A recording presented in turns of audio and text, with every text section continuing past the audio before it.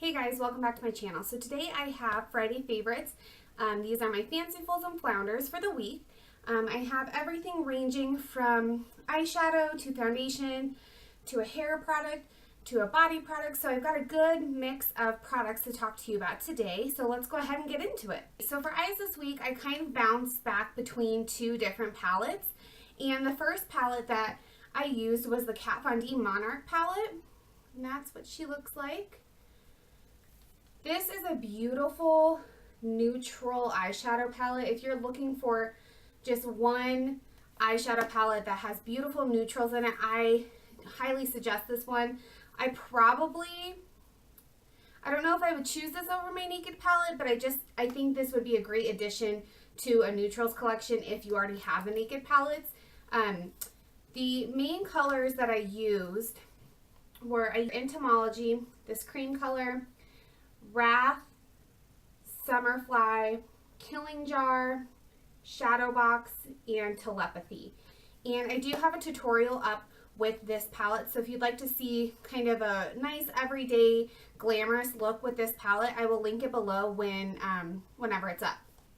The next palette that I used was the Too Faced Chocolate Bar palette. This is the original one. I do have the semi-sweet one now, and I've been kind of playing with that, so I'll let you know what I think of it and see if it makes it into another Friday favorites. But this week I did use the original Chocolate Bar palette, and I used this. I filmed a Palette Palooza tutorial with this. I think it was a Get Ready With Me. So when that's available, I'll link that below. But this is what the palette looks like. Again, a great kind of mix of neutrals with a couple pops of color with the purple. I really liked these burgundy shades. And the colors that I used this week were Creme Brulee, Hazelnut. I used white chocolate, which is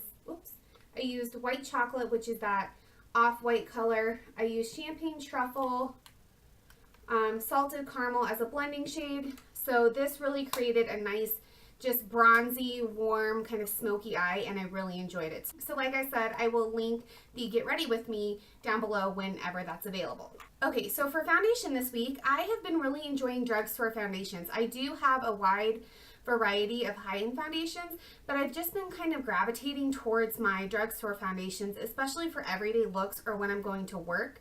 And the one that I found myself reaching for most was the CoverGirl Ready Set Gorgeous Fresh Complexion Oil-Free Foundation in number 105 Classic Ivory. And that's what it looks like. So the back of the bottle says that one simple step for a flawless natural look that lasts all day. The formula blends easily to even skin tone and reduces shine all day. Oil-free, won't clog pores, suitable for sensitive skin, lasts all day. Now I would have to agree with almost every single one of those claims except for, which one was it? The blends easily. Because it's thicker, it is a thicker kind of cream consistency, and because it has a matte finish, it doesn't blend as easily as I would like. And I have found that the best way, or the most suitable way for my skin, which is normal, pretty normal, it's not really oily, it's not really dry, but I have been liking more of a luminous foundation, especially in the drier months of the winter. So my favorite way to help the blendability of this foundation and help the matte finish is by mixing in a liquid luminizer.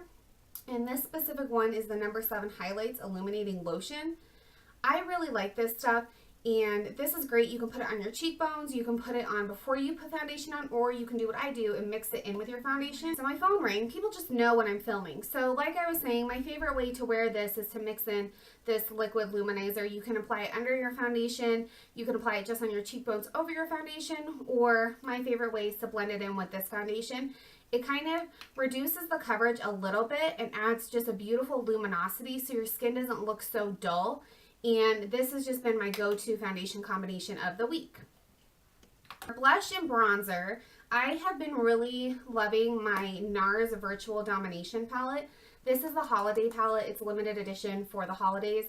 And the colors that I have been using, that's what the inside looks like.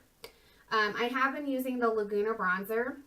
And then the shades of the blush that I've been using are, let's see, this is Sex Fantasy, right? Yeah, okay. So this is Sex Fantasy blush, and then I have been using, or no. I have been calling this the wrong name the entire time. This is Sex Fantasy Blush, which I have been using, and then this is Final Cut Blush. So, anyways, so I've been using those. Final Cut is just a matte, really warm, kind of bright peach, and then Sex Fantasy is a cool toned bubblegum pink with no shimmer in it as well. I did use a little bit of the Miss Liberty highlighting powder, but it's kind of chunky and it takes a little bit of work to like get up on your brush. So I've been using it, but not as much as the other highlighter that I'm going to show you. The other blush palette that I have been using is the Hourglass Ambient Lighting Blush Palette. Super reflective packaging. And that is what the inside looks like. And the color that I have been using most is Mood Exposure, which is kind of this plummy, dusty rose color. And you can build up the intensity depending on where you put your brush, because it does have the highlighting powder kind of marbled throughout it. But if you kind of concentrate just where the blush is, you can make it a little bit darker. And that color was perfect for like an everyday look.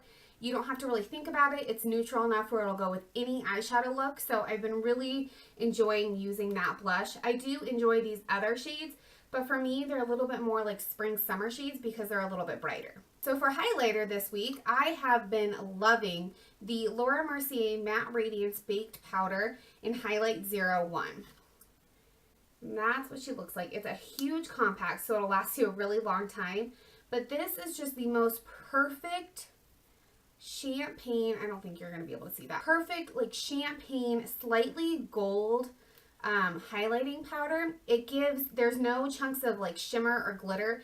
It just gives a beautiful glow to your cheeks, to the top of your nose, your cupid's bow. It just makes you look like you're kind of lit from within, and it is stunning. I absolutely love this.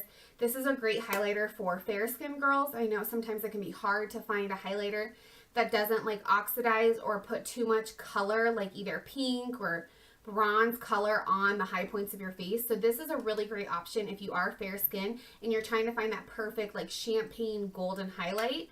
I would highly suggest this. And it's kind of funny that it's called Matte Radiance because it's not matte. It definitely does have a sheen to it. But there's no like chunks of glitter or shimmer in it. So this stuff is just, it's amazeballs.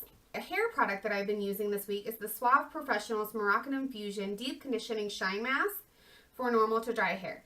That's what it looks like. My most favorite thing about this is the way it smells. It smells exactly like the Moroccan oil, the high-end shampoo and conditioner, like the original OG Moroccan oil brand. It smells exactly like this. And I like this specific mask because it's enough to give my hair some moisture, but it doesn't weigh my hair down.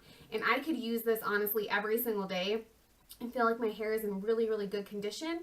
Or I can use it like twice a week, leave it in for 5 to 10 minutes while I'm in the shower and feel like I got a deep conditioning treatment, but it doesn't weigh my hair down or make it feel greasy. So if you're in the market for a new drugstore like deep conditioner, I would definitely check this out. And like I said, it smells so good. So one more favorite, or no, two more favorites before we get into my Flounder. This is my Delon body butter. I love this. Where I live, it's extremely dry, especially in the winter. I sleep with a humidifier in my bedroom, so I can help kind of nourish my skin and keep it hydrated throughout the night, but it isn't enough. And especially if you take hot showers and shower every day, your skin gets really, really dried out. So I've been using the Delon body butter every single night after I get out of the shower. And it is a thick, super thick, creamy body butter, but it sinks into the skin really quickly. One of my I can't stand type of things is when you put lotion on and then you try to get dressed and your clothes stick to your skin. I hate that, and I would rather be as dry as the desert than put lotion on and have my clothes stick to my skin. I hate that feeling. So this sinks in extremely quickly. but you can feel the moisture on your skin for the entire day. It leaves me extremely hydrated, extremely smooth, and it just takes care of any of those really, really dry patches that you get, especially in the winter. I do have a couple other flavors, but I like this olive one. It's not offensive. It doesn't really smell like much, and I think that's why I like it so much. My last favorite, this was my lip favorite of the week. This is the Bite Beauty Luminous Cream Duo in Musk and Retsina. And this came in, or this was at Sephora in their little stocking stuffer kind of section. It was $12, and these are just mini lipsticks. And the shade that I have been loving is Retsina. This is just the perfect nude, but not concealer nude. It's a little bit deeper, especially on fair skin tones. It's not too dark. I find that nudes are either too peach, which always happens, too dark. So, I mean, made for somebody who's maybe a medium skin tone, and it would be that really light nude, but on us it looks very dark, or too concealer looking. This Retsina shade is the perfect nude. It is dark enough to give your lips a little bit of color, make you look like you're not sleeping in a grave.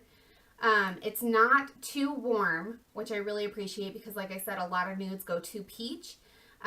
It's just beautiful, and the formula of these Bite lipsticks is amazing. They're really, it's like a thicker consistency. They're very opaque, and it's super creamy, and I love them. So I'm definitely, this is my only Bite Beauty product, but I'm definitely going to start picking up some more just because I love the formula so much. So if you've been interested in Bite Beauty lipsticks, I would definitely check them out. I have one Flounder this week, and I don't know, I kind of expected it to be a Flounder, which sounds really weird, but I have the first one of this specific product, and I don't love it. I don't hate it, but I don't love it. So I knew I wasn't going to be like over the moon excited about this product, but I still bought it just to give it a try. And the product that I have been telling you about so sneakily is the Balm Nude Dude palette. This is volume number 2, so they do have the first one, which is Nude Tude palette, and it's got some different shades in it. But that is what it looks like. It's got 12 shades. I just don't like this palette. I used it once, and I really just didn't like the look that I came up with. I felt like all of the shades blended together. These light shades, even though they look light in the pan, they aren't like that really bright shade for like the inner corner or the inner third of your lid. They just, I don't know, I feel like they are just really mediocre shades. I mean, the dark colors do have quite a bit of pigmentation, but it's like these light colors, once you get like over to these colors over here, it's almost like they're the exact same like tone, or not tone, but they're the exact same shade, but with just a different kind of tone. So it might be like a rose gold, but it's still like a medium tone, or it might be a gold, but it's a medium tone. So I feel like there isn't a lot of variation in depth of color, and because of that, the eyeshadow look comes out a little bit muddy, or looks like you over blended too much, or there just isn't a lot of dimension to the look. So I don't know. If I had to choose one, I would choose the Nude Tude palette, which is the first one. And I'm going to keep it. I'm not going to return it. I did think about returning it, but I'm going to keep it. I kind of want to do a full review and swatch and comparison video for you guys versus this one versus the Nude Tude, just so you guys can see the difference. But I wouldn't say this is anything to write home about. I would say it's just okay, and because of that, it was my Flounder for the week. Okay guys, so that is it for my Friday favorites, Fancifuls and Flounders. I hope you enjoyed this video. Let me know in the comments below some of your favorites and some of your unfavorites, because I like to know what your guys' unfavorites are as well. That way I can kind of steer clear of some products, or maybe give you guys a different perspective of a product. Maybe you guys hate it, but I love it, and maybe it's because we have different skin tones or skin types or something like that. But just let me know in the comments below. As always, thank you so much for watching my videos. I really, really appreciate it, and I'll see you guys on Monday. Bye!